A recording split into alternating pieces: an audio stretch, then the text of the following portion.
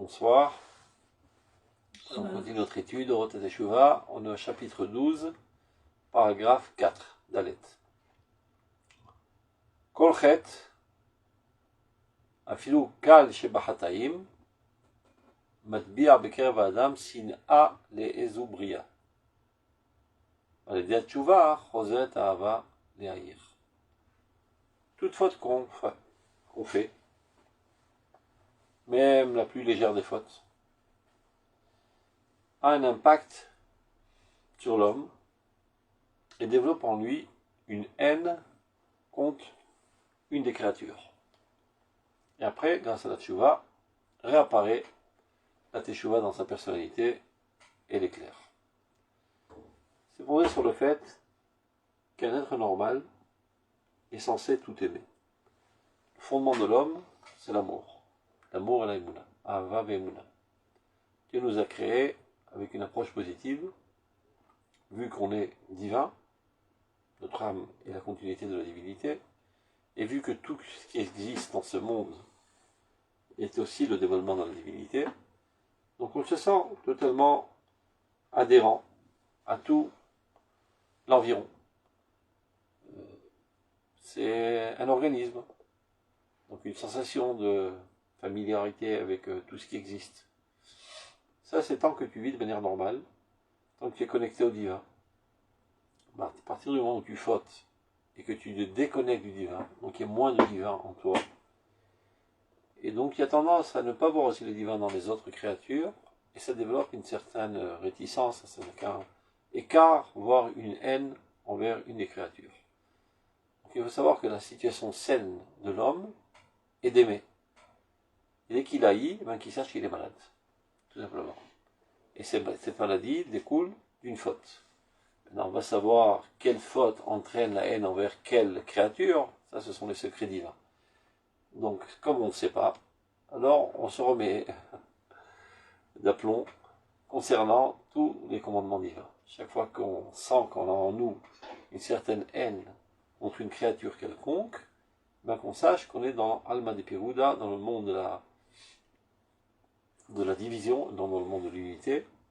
On est nous-mêmes déchirés dans notre intériorité, et c'est ce qui nous amène à ne pas ressentir fortement l'harmonie envers toute la créature divine.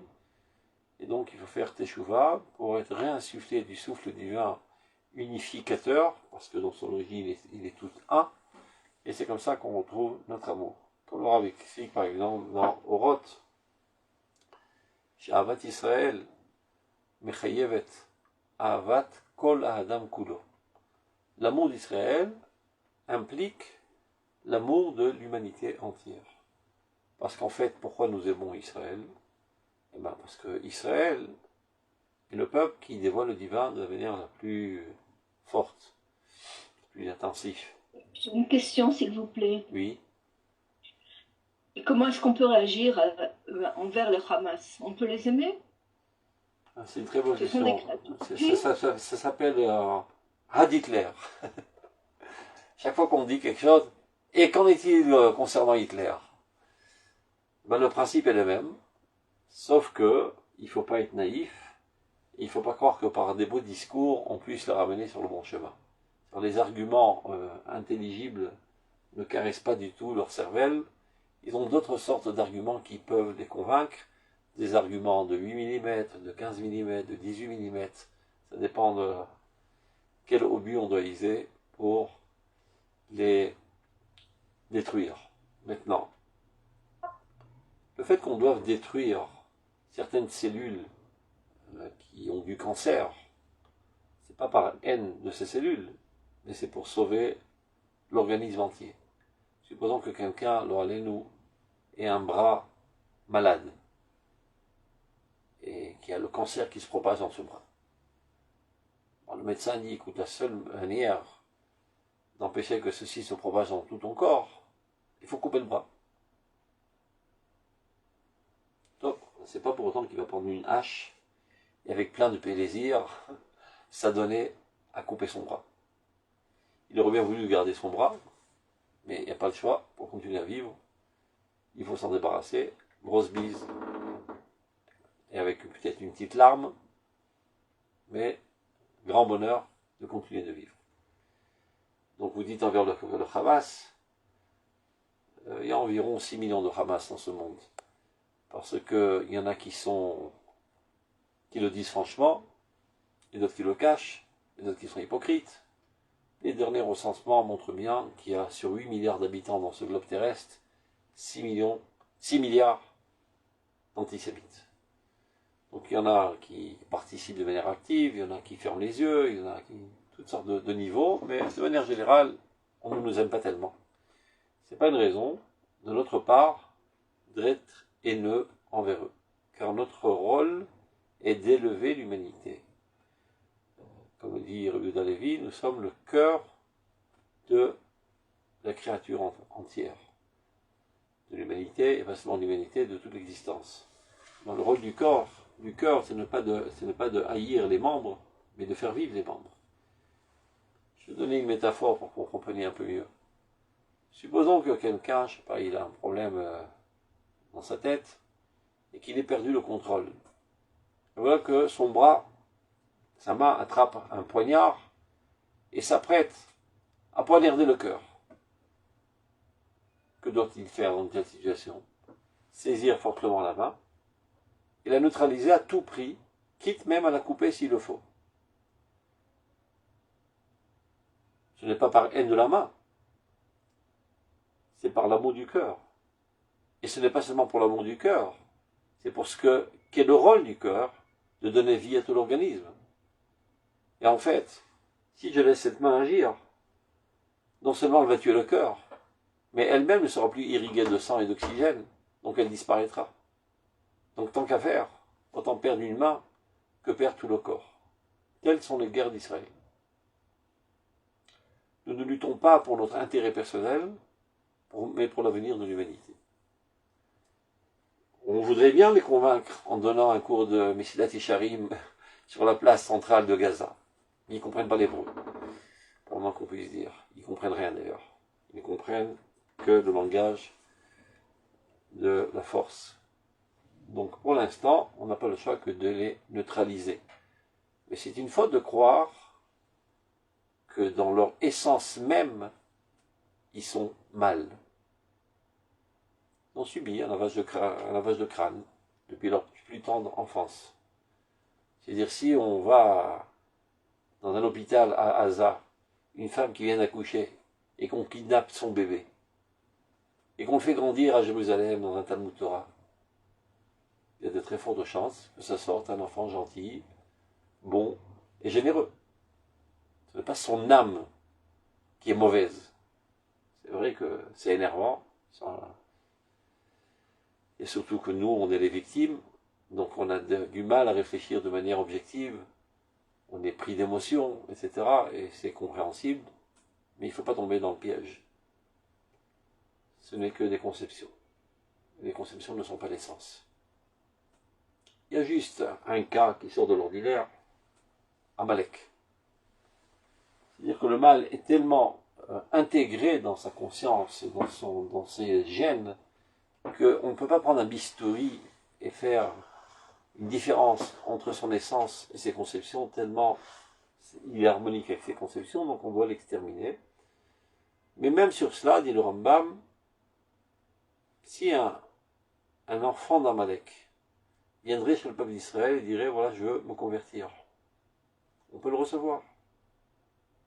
Alors qu'adviendrait-il de la mitzvah de l'imchot et zecher Amalek, d'effacer tout souvenir d'Amalek? Eh bien, il n'est plus Amalek. Ça veut dire, l'axiome est de dire qu'un Amalek, il est mal, il cherche le mal. C'est une appréciation globale, générale, de tous ces gens qui sortent de ce peuple. Mais comme toute généralité, il y a une exception qui confirme la règle. Donc il peut arriver que quelqu'un s'élève et sort de cette conception, ça nécessitera énormément d'efforts, et qu'un beau jour, il tombe amoureux du peuple d'Israël, de la Torah d'Israël, et qu'il veuille se convertir, aucun problème. On le convertit, il appartient au peuple d'Israël, et en cela, on a effacé tout souvenir d'Amalek. Sur ce, dit le Rav Kook, il est marqué Machot imchet zecher Amalek mitachat hashamayim. tu effaceras tout souvenir d'Amalek sous le soleil.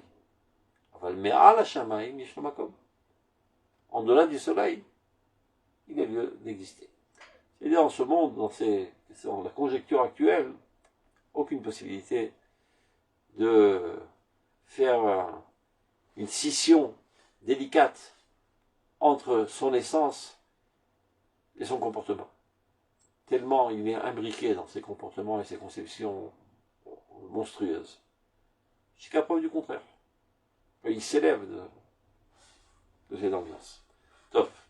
Maintenant, est-ce que le Hamas est Amalek ou pas Amalek? On n'en sait rien. Ça, il n'y a que le prophète qui pourra le dire. En tout cas, sans aucun doute, il se comporte exactement comme Amalek. C'est la haine d'Israël par excellence, pour aucune raison, pour aucune cause, pour aucun prétexte. Donc pour l'instant, ce qu'on se doit de faire, c'est de les exterminer et de ne pas rêver de croire qu'il y a des habitants de Gaza qui sont innocents. Ils sont tous complices, si ce n'est mamash actifs eux-mêmes dans le crime. Donc, ou les exiler, ou les exterminer. Mais pas à corps joie. Pragmatique. Et de manière générale, il faut savoir que ça ne sert à rien de haïr. Quand tu as eu quelqu'un, la plupart du temps, il n'est même pas conscient que tu le hais. Donc le seul qui est en train de se dévorer de l'intérieur, c'est toi. Tu ne te portes préjudice qu'à toi-même. Il faut l'éliminer. Ben, tu l'élimines. C'est tout. Pas besoin de haïr. Donc la tendance normale et saine d'un être humain, et à plus forte raison d'Israël, elle est emplie d'amour envers tout ce qui existe. Parce que tout qui existe par l'existence divine qui s'y trouve. Ça ne veut pas dire qu'on légitimise tous les comportements négatifs, tout comme envers un juif. J'aime le juif, mais parfois je hais ses comportements. Mais c'est pas pour autant que je le hais lui-même. Ça n'a aucun rapport. Ce comportement est détestable, est répugnant, et comme je suis normal, j'aime le bien, je hais le mal. Mais pas lui. De là, c'est pas très difficile à comprendre qu'on doit avoir la même approche envers les goïms. Leur culture, leur civilisation est pour la plupart détestable, mais leur nature profonde, c'est la même Elohim. Ils sont à l'image de Dieu. Et si ce n'est qu'on avait la conviction totale de cela, qu'il y a au plus profond de leur être une étincelle divine, eh bien, il y a bien longtemps qu'on aurait cessé d'être. Ce qui nous a donné la motivation de continuer de vivre, c'est cette certitude, en nous appuyant sur le fait qu'il y a Tselem Elohim dans tout être, que finalement, on arrivera à enflammer cette étincelle et qu'elle est le dessus sur tous les autres aspects de leur personnalité. Et que finalement, le bien, la lumière, pourra faire partir toute obscurité. Et nous, le peuple d'Israël, étant tellement amoureux du bien, plus que même de notre propre vie, c'est ça ce qui nous a motivés à continuer à vivre, même dans les situations les plus catastrophiques, où ça aurait été bien plus facile de se laisser mourir, tellement la vie était amère et douloureuse. Puis-je intervenir 12 secondes? Bien sûr, même plus. Hélas, le premier soldat de Tsahal qui est rentré au Liban avec son unité avait enregistré un film et il est tombé au Liban. Et on a vu son film immédiatement après le fait qu'il soit tombé. Et il disait de façon très claire, je ne vais pas là-bas pour la haine des gens contre qui je vais faire la guerre ou que je vais tuer, mais pour l'amour de ceux qui sont derrière et que je protège. C'est déjà un niveau, mais un niveau encore mieux pour l'amour de l'humanité entière. Parfait. C'est clair? Tov, on continue. Donc, He, Besha Shadam Chote, ou balma de Péroud. Parce qu'on prat ou prat, on m'a dit finalement. Vara ou ra bifinatement. Vieshlo erech ra ou mazik. Lorsque l'homme faute, mais il chute dans le monde du piroud, de la dislocation. Alors qu'à l'origine, le divin est un, et son monde est un, et son monde est harmonique, et tout a son rôle. Il n'y a rien de superflu dans ce monde. Chaque élément de ce monde contribue à la beauté harmonique de ce monde. Et l'être humain aussi, qui a l'image de Dieu, normalement, il est Baal Madi Yehuda. Mais dès qu'il faute, il se déchire. Il ne vit plus cette sphère harmonique, et il vit dans ce dualisme, dans cette dislocation de la personnalité. Et alors, sa vision des choses aussi devient telle, parce qu'on a tendance à faire une extrapolation de notre être sur l'environnement. Si moi je suis déchiré, probablement que toute l'existence est déchirée et n'a pas d'unité. Alors tout élément a comme une importance autonome, indépendante, et non pas comme un élément qui constitue une image entière. Et alors, Ara aura biféatmo, et le mal aussi, commence à avoir une importance intrinsèque, et autonome, et indépendante. Évidemment, le Ra en tant que tel, il est Ra. Mais lorsque le Ra se trouve dans la conjoncture universelle, mais lui aussi a son rôle. Il y a plein de microbes, vous savez, qui nous entourent. Ben aussi, ils ont leur rôle. Ça crée un certain équilibre. Mais un microbe tout seul, ça fait du mal. Mais dans l'harmonie de toute existence, il a son rôle.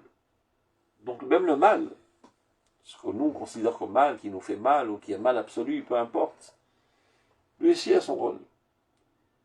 Mais dès qu'il est déconnecté de son environnement, il est sur RF, Ra ou Mésique. Alors il a une valeur négative et destructive. Je donne un exemple, je donne toujours le même exemple. Un orchestre philharmonique, il y a toutes sortes d'instruments qui jouent ensemble. Je parle spécialement de cette musique occidentale, parce que dans la musique orientale que j'aime bien, c'est pas comme ça. Dans la musique orientale, pour ceux qui ne s'y connaissent pas, donc j'explique, tous les instruments jouent exactement la même musique, le même solo que le chanteur chante. Donc il y a un violon, un canoun, un oud, ils font tous la même chose, dans des sons un petit peu différents, ce sont des kelim différents. Dans la musique occidentale et surtout classique, il y a toutes sortes de musiques différentes, mais qui s'accordent les unes avec les autres, et ça crée une harmonie extraordinaire. Et le plaisir que tu ressens, c'est d'Afka, quand tes oreilles sont ouvertes, à écouter tous les instruments ensemble. Mais supposons que tu arrives à te focaliser sur un seul instrument. En l'occurrence, sur la contrebasse. Alors tu as payé, je sais pas, 400 shekels pour aller une soirée avec ta femme pour faire un grand kiff. Je sais pas ce qui t'arrive, tu te focalises sur la contrebasse. Mais quelle soirée ratée alors? Il n'a pas arrêté de faire doum, doum, doum, doum, doum, doum, doum, doum, doum, doum. Mais c'est agaçant comme tout, c'est toi. Mais pourquoi j'ai gaspillé mon argent pour rien? Parce que tu t'es focalisé que sur cet instrument. Alors il a l'air d'être mal, moche, embêtant. Mais lorsqu'il est avalé dans la globalité de tous les instruments, il rajoute de la grâce. Et bien le mal, c'est exactement pareil. Quand tu te focalises seulement sur un événement, eh ben ça fait très mal. Quand tu le considères dans son environnement général et global, tu vois qu'il a aussi son rôle. Israël, Achel Bena, Recha Ra. Dans les 11 encens qu'on a menés au Beth Amikdash, un d'entre eux s'appelait Chel Bena. Il a une odeur puante. Mais pourquoi on le met alors? C'est vrai que lui, en tant que tel, tout seul, il est puant. Mais lorsqu'il s'harmonise avec les autres odeurs, ça n'a fait qu'améliorer davantage toutes les autres odeurs. Et tout devient une seule odeur extraordinaire avec toutes sortes de nuances grâce au Chel Bena. Donc, dans l'humanité entière, il y a toutes sortes de peuples, toutes sortes d'individus, chacun fait quelque chose. Il y a des choses qui nous paraissent totalement négatives, mais aussi on leur rôle. Tout comme dans l'organisme. Et certains membres, on ne comprend pas exactement quel est leur rôle, tel point qu'à certains moments dans l'histoire, ils avaient décidé de les éliminer, comme l'appendice, ou les amygdales, etc. Après, ils ont compris qu'on ne peut pas renoncer à quelque membre qu'il soit, chacun a leur rôle. Donc, tant que tu vis le monde de la Yichouda, le monde de l'unité, eh bien, tu appréhendes de cette manière l'existence, et le mal a aussi sa place.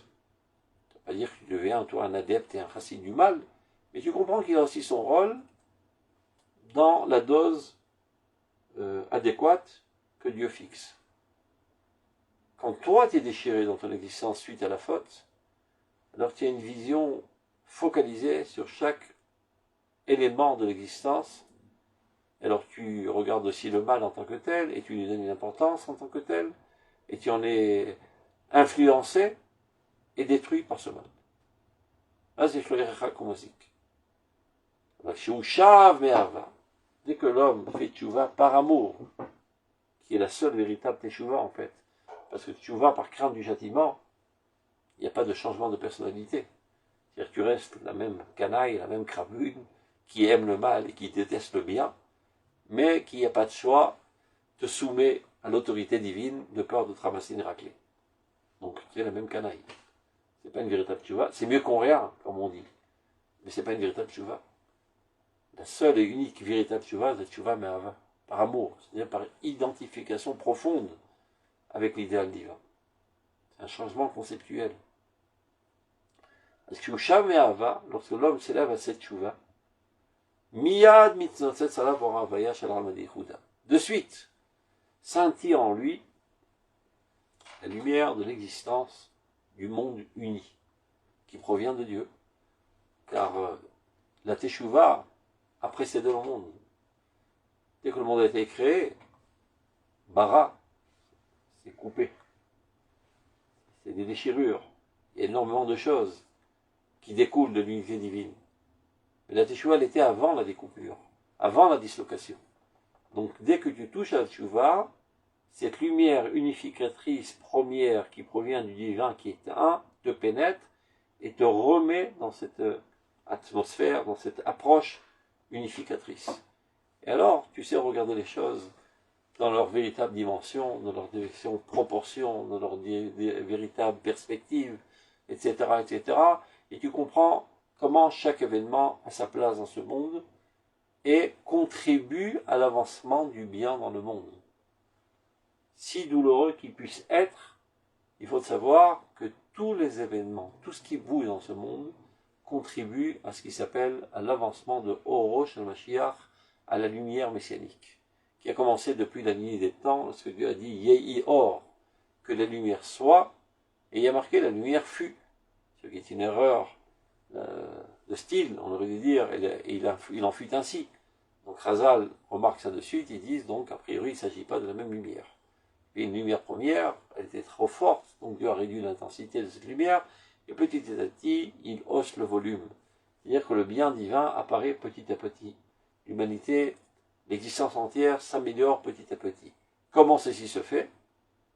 Par tout ce qui bouge dans ce monde. Les inventions technologiques, les révolutions, les démarches philosophiques, peu importe, tout ce qui bouge dans ce monde contribue à forger notre conscience et la changer et l'améliorer petit à petit. Et même les événements tragiques, comme nous avons vécu ces 2 dernières années,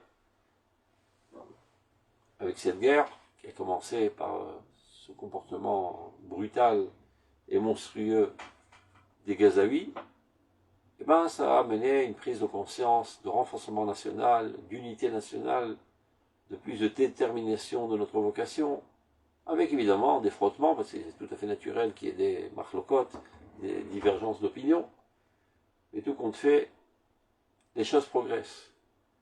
Et même l'événement très douloureux que nous avons vécu aujourd'hui, qui évidemment appartient au mal, on ne peut pas dire que c'est quelque chose de bien, mais lui aussi contribue au bien.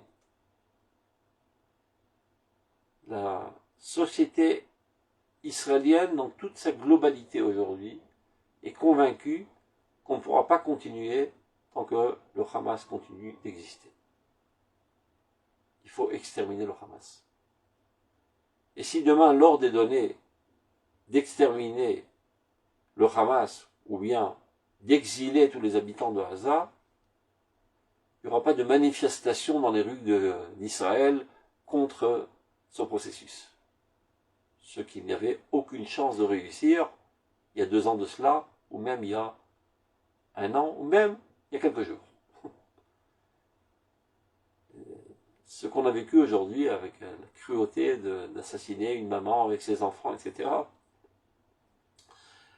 ça a révolté toutes les consciences. Et une volonté très très forte d'arrêter une bonne fois pour toutes cette situation. Alors évidemment que c'est un drame, aussi bien à l'échelle individuelle, familiale, que nationale, et même universelle. Mais ce drame aussi contribue à faire avancer les consciences dans le bon sens. De comprendre que nous sommes les soldats du bien, et nous faisons la guerre contre les soldats du mal. Un problème territorial, et que si on les soudoie avec un petit peu d'argent, on leur rend des valises de dollars, ils vont se calmer, et que si on leur donne des bons jobs, et qu'on leur permet de pêcher des poissons, ils vont se calmer, eh bien non. Ce sont les soldats du mal dans le monde. Ce sont des cellules cancérigènes qu'il faut neutraliser le plus rapidement possible, non pas seulement pour la sécurité du peuple d'Israël, mais pour la continuité de la vie de l'humanité entière. Car ça risque de se propager dans le monde entier, cet islamisme radical. Les gens aiment bien dire qu'il y a un islamisme radical et un islamisme non radical. Ça, c'est le mensonge du siècle.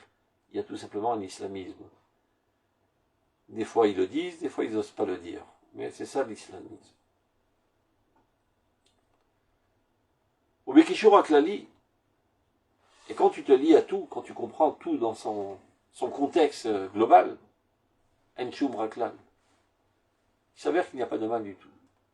Encore une fois, ça ne veut pas dire que ce n'est pas ressenti subjectivement comme mal. Évidemment que ça fait très mal. Ça fait souffrir énormément. Mais en tant qu'appréciation, d'analyse des événements globaux, tu comprends que même cet événement contribue à l'avancement du bien dans le monde. Il y a un machal qu'a donné le Ramchal dans son livre d'Advunot. Il dit c'est comme une horloge. Vous savez, avant, dans les maisons, il y avait des grandes horloges, ding dong, avec une armoire comme ça en bois. Tu ouvres la porte d'en bas, et tout un système de roues à dents qui font tourner les aiguilles. Et bien, toutes ces roues avec des dents, vont dans le même sens. Et voilà que tout en bas, il y a une toute petite roue qui va dans le sens inverse. Alors quelqu'un pourrait dire, mais qui a foutu cette roue là, elle gâche tout. Et ben non, tu te trompes. En allant dans le sens inverse, c'est comme ça qu'elle fait tourner la grande roue dans le bon sens. Parce que ça rentre dans les creux, je ne sais pas comment on dit ça en français, une dent dans le creux, et ça fait tourner la roue, et ça fait tourner les choses dans le bon sens. Donc même les événements qui paraissent être à contresens, contre la volonté divine, contre le bien dans ce monde, aussi participent à l'avancement du bien dans le monde. Comment ça marche? Eh bien, tout comme le vaccin. L'organisme, il a lui-même un système immunatoire. Il faut l'intensifier. On rentre à petite dose un microbe, et il lutte contre lui, et ça le renforce. Et maintenant, tu es encore plus immunisé pour des microbes plus forts. Donc supposons toi, André Dan, qui est quelqu'un de très idéaliste, mais qui a tendance à t'endormir sur tes lauriers.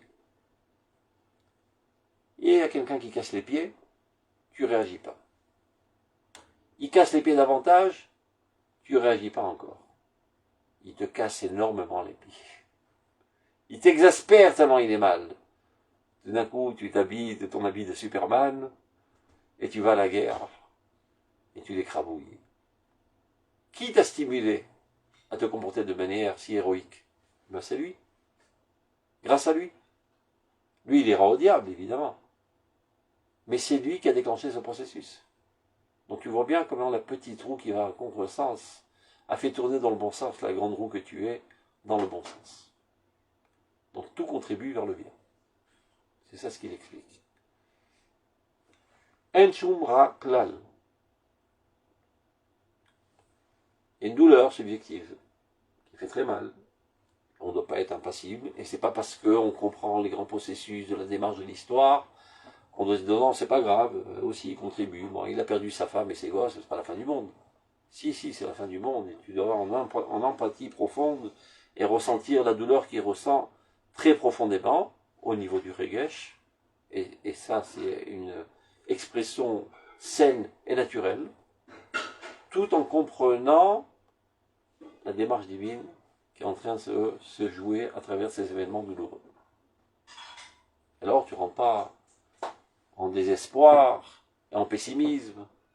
Au contraire, tu t'armes de plus belle dans ton optimisme et dans ta guerre du bien contre le mal. Sachant que tout est sous contrôle et tout progresse, et donc je m'engage à la guerre avec détermination et motivation, sachant que de toute manière, on la gagnera cette guerre. Il y a une différence quand tu dis, est-ce qu'on va la gagner, quelle chance de gagner. Donc tu te mets à demi-énergie à combattre parce que tu n'es pas tout à fait sûr. Et quand tu es 1 000 000% sûr de la légitimité de cette guerre et la certitude de la victoire, eh ben tu t'y engages avec de plus belle. Kiara mitzaref alatov, car il s'avère que le mal se joint au bien, les tabbelo, pour l'épicer. Parfois, le bien il est un petit peu faiblard, un petit peu d'épices, un petit peu de piquant. Ça le stimule davantage. Ou la rime audiotaire et ikraterko est de lever davantage sa valeur. Ou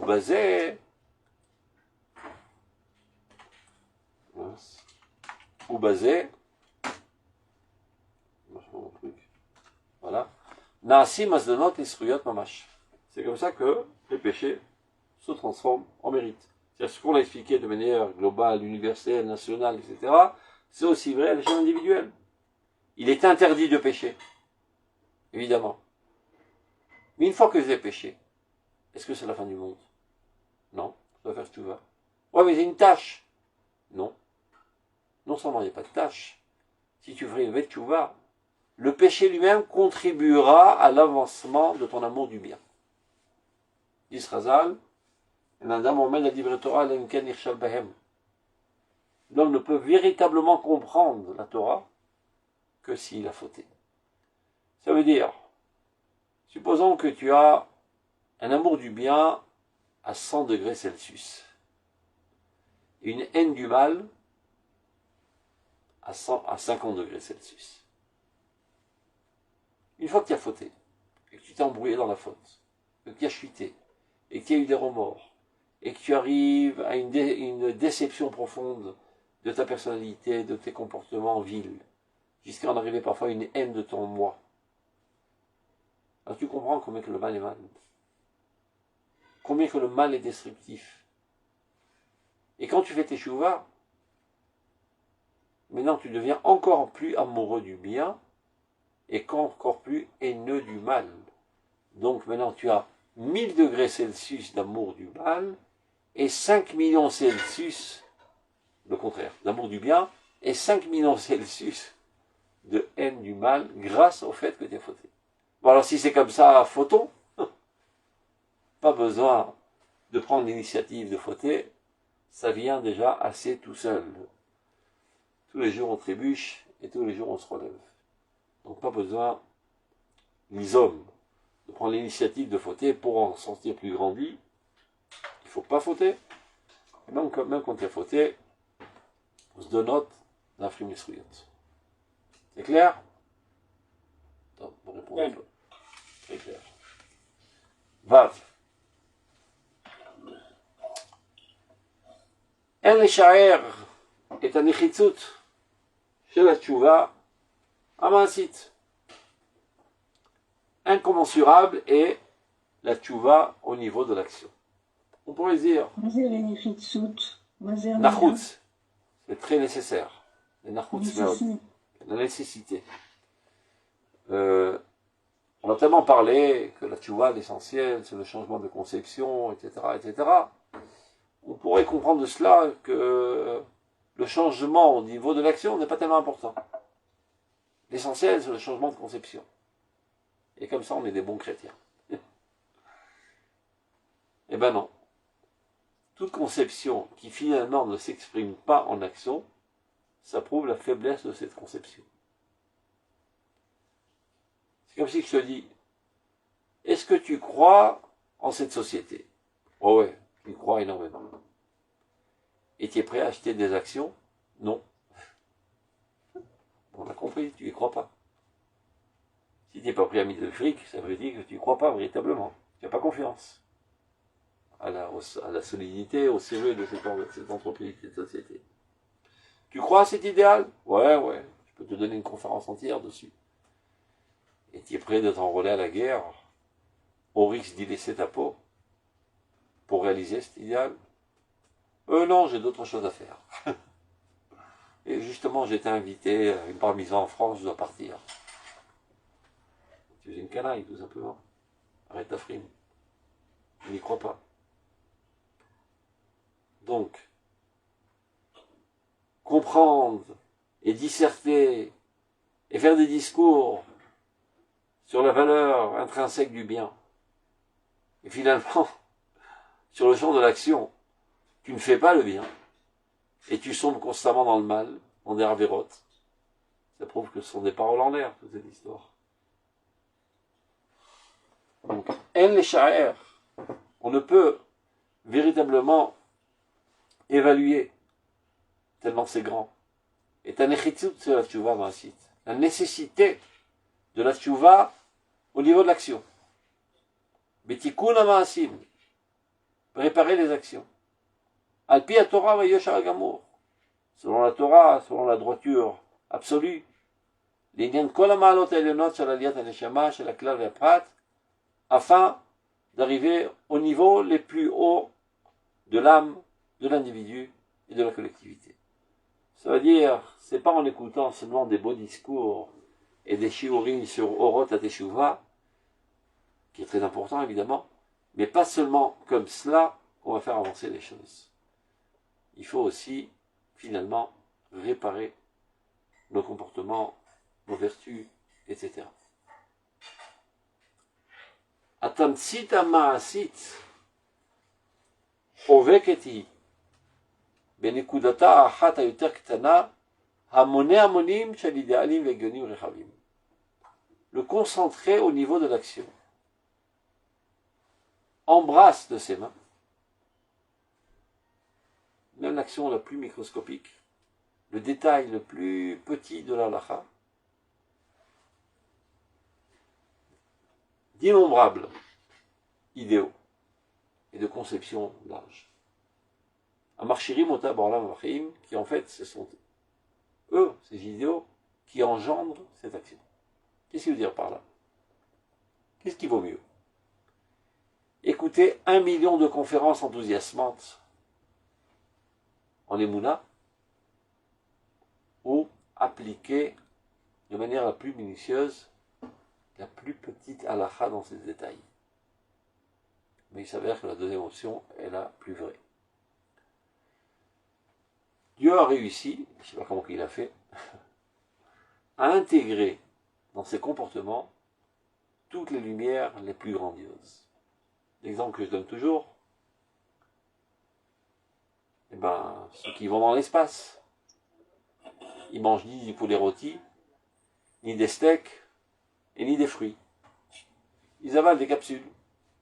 Mais comment? Un poulet, une dinde farcie, c'est grand, et la capsule est petite. La même valeur nutritive qu'il y a dans cette dinde, qui a beaucoup de volume, elle a été condensée dans une petite capsule. Il peut avoir une table entière dressée de kilomètres de poulet farci et de steaks et tout ce que tu as envie, de chips, des pâtes à la sauce et tout ce que tu as envie. Kvetch, une capsule qui a 100 fois plus de valeur nutritive que tout cela ensemble. C'est ça les mitzvot. Rechava mitzvatecha meod. Elle a l'air d'être petite la mitzvah, un petit cube noir, une petite branche de palmier. C'est tout petit. Alors que les idéaux enthousiasmants qui embrassent le monde dans ces révolutions de pensée, etc., ça c'est grandiose. Ben tu te trompes, c'est une apparence. C'est grandiose. Et c'est la force divine de faire entrer l'infini dans le fini. L'infiniment grand dans le microscopique. Tout comme dans un atome, qui est tellement petit qu'on ne le voit pas. Mais en lui, une énergie atomique qui peut faire exploser tout le globe terrestre. Une énergie infinie qui est condensée dans un petit élément microscopique qu'il faut agrandir 1 million de fois pour pouvoir le voir. Et qui paraît inexistant. Eh ben non, il n'est pas inexistant. Il y a des protons et des électrons qui vont dans tous les sens, etc. Une force incommensurable.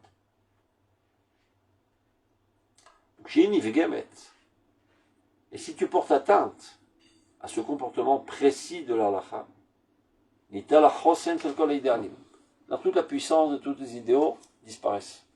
Ce qui attache les idéaux de ta vie à ta personnalité de manière concrète et réelle, c'est les mitzvot. L'application minutieuse des mitzvot selon Shulchan Aruch. Tant que tu bavardes d'idéaux, c'est du vent tout ça. Voyons si tu es capable de te contenir, de ne pas te laisser aller, de te prendre en main et d'appliquer minutieusement. Tu dis, mais comment ça marche? Quel rapport entre l'avancement du bien dans le monde et un fil là de tzitzit? Et que ça peut bien faire qu'il soit coupé à 10 cm ou à 8 cm, ben il est comme ça compris, capricieux, votre bon Dieu. Et que ça peut faire que je fasse mincha, je sais pas, à 18h36 ou 18h39. Alors tout d'un coup, il est fâché, il est vexé, il s'en va, il n'est pas prêt à écouter ma prière. Pas une question de fâcher, ni de blesser, ni rien du tout. C'est un mécanisme que Dieu a créé pour faire apparaître la vie divine dans notre être et de nous se propager, donc là, l'Israël, le clan d'Israël dans l'existence entière. Mais tu vois bien, par exemple, ta cervelle, qui est capable de penser des pensées grandioses, idéales, très fines, très aiguisées, très larges, très hautes, très abstraites. Et s'il y a un petit vaisseau dans le cerveau qui explose, puis vu que ça peut faire un petit vaisseau relativement aux grands idéaux, ben t'es foutu mon pote. Tu peux plus penser, tu peux plus le voir, tu peux plus écouter, et tous tes membres sont immobilisés. Donc tu vois que les choses les plus grandes dépendent des choses les plus microscopiques. Même quand on parle, je vous transmets un message, enthousiasmant, etc. Ben, il faut la précision des lettres et des voyelles.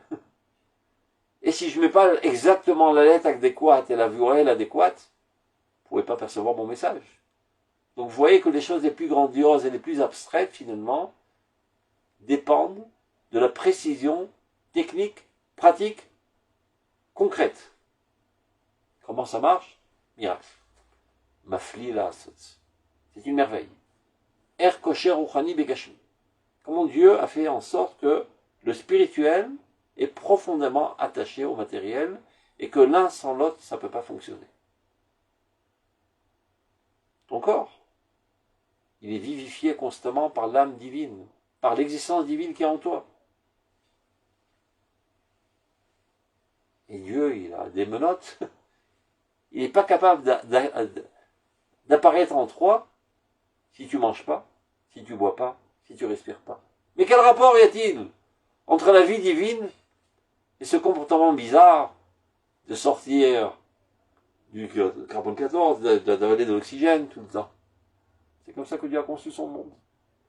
Pour que la vie divine, abstraite, spirituelle puisse pénétrer ton corps, il y a un comportement technique du corps qui est capable de le permettre. Et si tu n'es pas dans toute la précision, moi j'ai compris, de manière générale, je dois respirer. Bon, je respirais tous les 5 minutes, ou bien on peut changer, on peut nuancer de temps à autre. J'ai rejeté de l'oxygène et prendre carbone 14. Bon, on va tâcher une bonne tombe. Kitsour, il y a une précision, c'est comme ça que Dieu a créé son monde. Eh bien, la vie aussi, et la mitzvot, asher ya'aseh otam ha'adam vahai bahem, dit le pasuk. Voilà les mitzvot que l'homme fera par l'intermédiaire desquels il vivra. En d'autres termes, les mitzvot sont des robinets qui permettent à la source de la vie d'affluer vers moi, de me pénétrer et de me faire vivre. Et moi étant une des cellules de Klal Israël, je fais vivre tout Klal Israël. Klal Israël étant le cœur de l'organisme universel, je fais vivre tout l'organisme universel. Notre Torah, est Torah de Boré Shamayim Va'aretz. Et la Torah du Créateur du monde, des cieux et de la terre. Et la Torah est dans la continuité de la création divine. Istakel Beoraita Vebara Alma. Elle a précédé le monde, au niveau de l'idée, et après, pour que le monde puisse se perpétuer, il faut qu'il y ait la Torah. Il faut qu'il y ait des mitzvot. Quand Akadosh Baruch Hu a proposé la Torah au Béné Israël, il leur a dit, où vous recevez la Torah, où je ramène le monde au tohu bohu. Sans Torah, le monde ne peut pas exister. Ce n'est pas une religion. Et que si je me comporte bien, je recevrai un bon prix au monde céleste, des glaces et des gaufrettes. Je suis associé à Dieu au fonctionnement du monde et au développement du monde par ce comportement moral exact et précis. Donc évidemment, les grands idéaux, les grandes compréhensions, etc. Mais tout ça, c'est ce qui se cache derrière ces comportements. Pour mieux les comprendre, pour mieux les ressentir. Mais tu peux comprendre et ressentir une pomme de terre. Mais si tu ne la manges pas, eh ben la vitamine ne pénétrera pas ton corps et tu mourras finalement.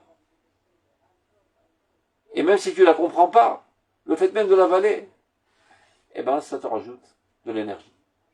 Donc l'essentiel, finalement, en fin de compte, c'est l'application technique de la halakha. Et tous les grands idéaux, c'est pour te motiver, te stimuler, comprendre que ce ne sont pas des actes anodins, ce sont des choses grandioses, des influences universelles, historiques, etc. Donc ça te motive davantage. Et en cela, ta tête s'ouvre et comprend le divin, et tu associes au divin. Tu t'identifies avec l'idéal divin. Et tu subis une métamorphose de ta personnalité. Et tu ne traînes pas dans la boue des saletés viles et sales de ce monde. Et au contraire, tu t'élèves vers les hautes sphères de l'idéalisme. Mais en fin de compte, s'il n'y a pas une application précise de l'halakha, rien ne marche. C'est pour ça qu'il dit « un léchaer ». C'est inappréciable tellement c'est grand, inévaluable. La nechitsut de la tshuva ma'asit. La nécessité de la tshuva au niveau de l'action. Kshinivged, kshinivgemet. Si par contre, elle est entachée, c'est-à-dire, tu ne comprends pas selon la halakha, nita la chosen, chez kol idealim arechavim bimlo olam. Toute la puissance des idéaux les plus grandioses sont extirpés de ta personnalité et ils s'envolent. Ils s'évaporent. Shemi uchassim la oto ayachash al melcha veiteri al millionim kubikim. Donc, voilà qui donne un exemple de la science de son époque qui n'est plus vrai à notre époque aujourd'hui, mais peu importe, c'est le même principe. Il pensait à l'époque qu'il y avait une matière qui s'appelait l'éther, qui remplissait toute l'existence. Donc, bien longtemps que ceci a été renié par la science. Mais en fait, le Machal dit comme un vrai concernant l'atome. Amitlachatzim ba'atom gashmi echad lecholalo betsurato agivishit. Toute l'énergie qui se trouve dans l'univers entier se retrouve aussi dans un petit atome, et c'est ça ce qui lui donne sa forme. C'est des choses grandioses, comme il dit dans Rotatora, de la même manière qu'on peut dire, et qu'on doit dire, Magadlou ma'asecha Hashem. Oh, combien sont grandes tes actions, mon Dieu. Makatnou ma'asecha. Combien sont petites tes actions, Hashem. Comment tu es capable de rentrer, de pénétrer l'existence la plus microscopique et la gérer et l'équilibrer. Imaginez qu'il n'y ait pas la même force attractive, répulsive au niveau de l'atome, tout l'univers se condenserait et on disparaîtrait. Makatnou ma'asecha Hashem. Comment tu pénètres l'existence la plus microscopique. Atchouva, Piska Zayin. Kadma la olam. La tchouva a précédé le monde. Amoussar mekif et akol. Et donc, la morale englobe tout, puisque tout est apparu après qu'il y ait tchouva. Ha'erech ha'elyon ha'mukhlat. Mitpales ou bechol anfei anafim. C'est l'heure suprême absolue de la morale divine pénètre à travers tous les interstices de toute l'existence, toutes les branches de l'existence. Amaraseh mistaef she'eno mechouvan leshorsho, chozor limkoro bilui ratzon. Et dès qu'il y a une action qui se ramifie, mais qui n'est pas en corrélation profonde avec sa racine, ben elle s'assèche. Imagine qu'il y a une branche dans un arbre, et tu prends un canif et tu commences à couper, elle n'est plus alimentée par la racine, et ben elle s'assèche, elle meurt. Donc quand il y a des comportements qui sont déconnectés de ton âme, ils s'assèchent, et toute ta personnalité s'assèche. Tu veux les faire revivre, relie-le à nouveau, à ton âme, au divin, à la morale, qui a précédé ce monde, qui est la source de ce monde, et qui est la finalité de ce monde. Akol chozon limkoro, beilui aratzon. Top, on va arrêter là pour aujourd'hui, parce que la piscade d'après elle est trop longue. Portez-vous bien, Shabbat Shalom. Merci beaucoup. La pêche. Merci beaucoup. Comment on fait ça? Top, cher. Laila tov. Shalom, shalom.